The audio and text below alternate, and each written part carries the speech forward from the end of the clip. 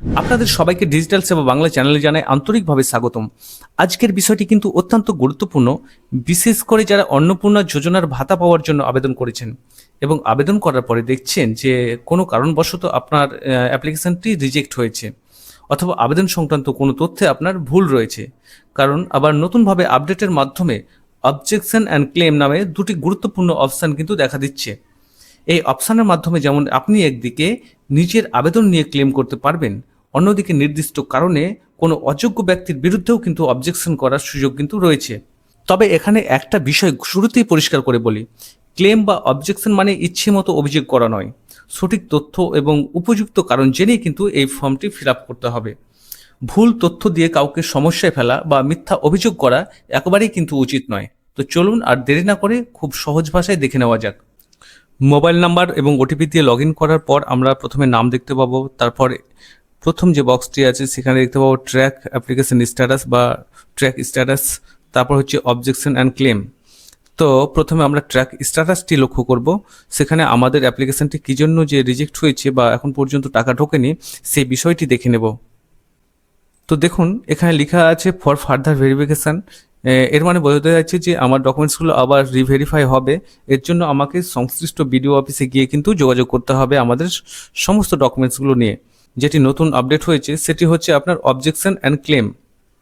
তো যদি আমরা এখানে ক্লিক করি তাহলে আমাকে এখানে অবজেকশন অ্যান্ড ক্লেমের ফর্মটি চলে আসবে। এখানে বলছে objection and claim, submit your claim or objection. তো প্রথমে আমরা যাব যে ক্লেম বাই অ্যাপ্লিক্যান্ট। তো এখানে এসে আমরা দেখতে পাবো যে প্রথমে অ্যাপ্লিকেশন নাম্বার, তারপর হচ্ছে হাউস হোল্ড অ্যাড্রেস সেটি লেখা থাকবে, তারপর হচ্ছে আপনার ফ্যামিলি মেম্বার্স মানে ফ্যামিলির সদস্যের তালিকা। তো এখান থেকে আমাদের সিলেক্ট করতে হবে যে নামটির কারণে আমাদের অ্যাপ্লিকেশনটি রিজেক্ট হয়েছে, সেটি অ্যাপ্লিকেশন স্ট্যাটাসেই কিন্তু শো হবে।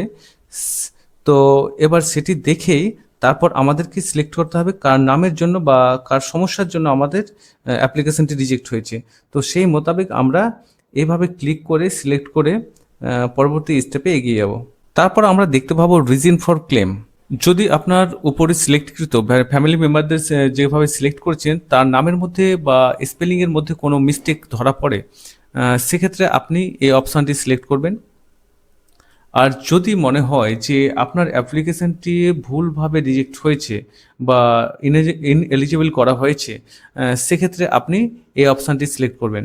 এরপর রিজন নির্বাচন করার পর আমরা রিমার্কসের একটি জায়গা দেখতে পাবো। তো এখানে আপনি লিখবেন যেমন আপনার কোন তথ্য ভুল হয়েছে, কেন আপনি মনে করছেন যে অ্যাপ্লিকেশন রিজেক্ট করার কারণটি সঠিক নয়, তো সেটি সংক্ষেপে লিখবেন। এখানে অপ্রয়োজনীয় কোনো কথা দিবেন না। যে সমস্যাটি হয়েছে সেই সমস্যাটি কিন্তু আপনি পরিষ্কারভাবে লিখে দেবেন। আর যদি সাপোর্টিং ডকুমেন্টস দেওয়ার দরকার হয় বা প্রয়োজন বোধ হয় তাহলে আপনি এই ঘরটিতে আপলোড করতে পারবেন। সেটি আপনি পিএনজি, জেপিজি, পিডিএফ ইত্যাদি আকারে 50 থেকে 200 কেবির মধ্যে আপলোড করে দিলে আপনার সাবমিট করতে পারবেন। তো এবার আসা যাক অবজেকশন অ্যাগেনস্ট সামন। তো আপনি টাকা পাচ্ছেন কিন্তু পার্শ্ববর্তী আপনার প্রতিবেশী কেউ টাকা পাচ্ছেন কিন্তু তিনি এই টাকা পাওয়ার উপযুক্ত ব্যক্তি না। মানে যে সরকারি গাইডলাইন তিনি ট্যাক্স দেন এবং তিনি চাকরিজীবী, তারপর হচ্ছে আপনার তিনি 25 থেকে যে 60-এর মধ্যে তার বয়স সেটি না, তারপর তিনি পশ্চিমবঙ্গের স্থানীয় বাসিন্দাও নয়। তো এইসব যদি রিজন বা কারণ থাকে বা অন্য কোনো কারণ থাকে সেক্ষেত্রে কিন্তু আপনি এই ফর্মটির মাধ্যমে কিন্তু তার বিরুদ্ধে অবজেকশন করতে পারেন। তো এখানে আপনাকে খুবই সাবধান থাকতে হবে, মানে শুধু সন্দেহের বশে কারোর বিরুদ্ধে কিন্তু অবজেকশন না করাই উচিত। আগে নিশ্চিত হতে হবে সত্যি যে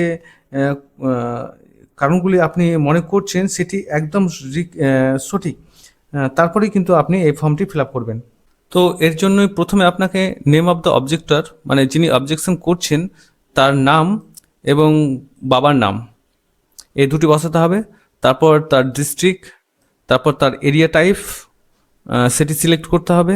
তারপর হচ্ছে আপনার ব্লক, তারপর গ্রাম পঞ্চায়েত, তারপর যার বিরুদ্ধে আপনি অবজেকশন করছেন সেই অ্যাপ্লিক্যান্টের আপনি অ্যাপ্লিকেশন নাম্বারটি কিন্তু আপনাকে এখানে বসাতে হবে এবং সার্চ বাটনে ক্লিক করলে তার সমস্ত ডিটেলস কিন্তু এখানে ভিশন হবে। এরপর আপনাকে রিজন ফর অবজেকশন মানে কি কারণে আপনার যে পার্শ্ববর্তী এলাকার মানে ব্যক্তিটির বিরুদ্ধে অবজেকশন করছেন যে তিনি টাকা পাওয়ার যোগ্য না, সেটি কোন ক্ষেত্রে? মানে যদি হয় আপনার applicant does not resident with West Bengal, এটি সিলেক্ট করবেন। সে ওয়েস্ট বেঙ্গলের বাসিন্দা নয়, স্থায়ী বাসিন্দা নয়, সেক্ষেত্রে এটি সিলেক্ট করবেন।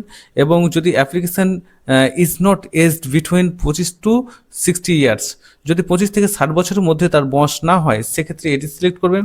তারপর 3 নম্বরে বলা হচ্ছে applicant is any permanent government employment getting regular salary, যদি তিনি গভর্নমেন্ট এমপ্লয় হয়ে থাকেন, সেক্ষেত্রে এই অপশানটি সিলেক্ট করবেন। তো যদি এই কারণগুলির মধ্যে কোনো একটি হয়ে থাকে, সেক্ষেত্রে আপনি কিন্তু এটি সিলেক্ট করবেন। আর যদি অ্যাপ্লিক্যান্ট আপনার ইনকাম ট্যাক্স পে করে, সেক্ষেত্রে কিন্তু সরকারি গাইডলাইন অনুযায়ী তিনি কিন্তু এই ভাতা পাওয়ার যোগ্য নন, সেক্ষেত্রে আপনি এটি সিলেক্ট করবেন। তো এবার আসা যাক রিমার্কস।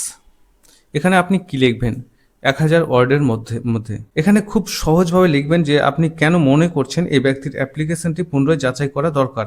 কিন্তু মনে রাখবেন, নিজের অনুমানকে কখনো নিশ্চিত তথ্য হিসাবে লিখবেন না।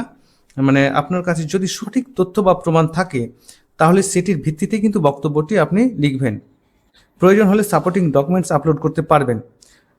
তারপর সব তথ্য ভালোভাবে মানে আপনার চেক করেই এই যে সাবমিট অপশানটি আছে, সেই অপশানে আপনি ক্লিক করবেন। তবে এখানে একটি গুরুত্বপূর্ণ সতর্কতা আবার বলি যে কারো বিরুদ্ধে ব্যক্তিগত রাগ, শত্রুতা বা সন্দেহের কারণে কিন্তু অবজেকশন করবেন না, কারণ অবজেকশন একটি গুরুত্বপূর্ণ সরকারি যাচাইয়ের কিন্তু প্রক্রিয়া। হ্যাঁ, আপনি যদি ভুল তথ্য দিয়ে কাউকে উদ্দেশ্য প্রণোদিতভাবে মিসগাইড করার চেষ্টা করেন, তাহলে ভবিষ্যতে কিন্তু সমস্যা আপনারও তৈরি হতে পারে। তাই আগে তথ্য যাচাই করে তারপরে কিন্তু সিদ্ধান্ত নেবেন। তো এবার চলুন আসা যাক যে ক্লেম এবং অবজেকশনের মধ্যে পার্থক্যটা সহজভাবে বুঝে নিই। ক্লেম মানে হচ্ছে নিজের অ্যাপ্লিকেশন নিয়ে কোনো যদি সমস্যা থাকে আপনার, সেক্ষেত্রে আপনার ক্লেম অপশানে গিয়ে আপনার তথ্যর মধ্যে কোনো যদি ভুল থাকে বা স্পেলিংয়ের মিস্টেক্স থাকে, সেটি সিলেক্ট করবেন।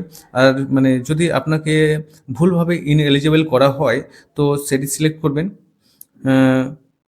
অবজেকশন মানে হচ্ছে যে আপনার পার্শ্ববর্তী এলাকার কেউ এই যে সরকারি গাইডলাইন, সেই গাইডলাইন মতে কিন্তু টাকা পাওয়ার উপযুক্ত না, কিন্তু তবুও তিনি টাকা পাচ্ছেন। সেগুলো দেওয়া আছে যে ইনকাম ট্যাক্স পেয়ার, আপনার সরকারি গভর্নমেন্ট সার্ভিসম্যান, তারপর হচ্ছে আপনার পেনশনার, ইত্যাদি ইত্যাদি আপনি দেখে নেবেন।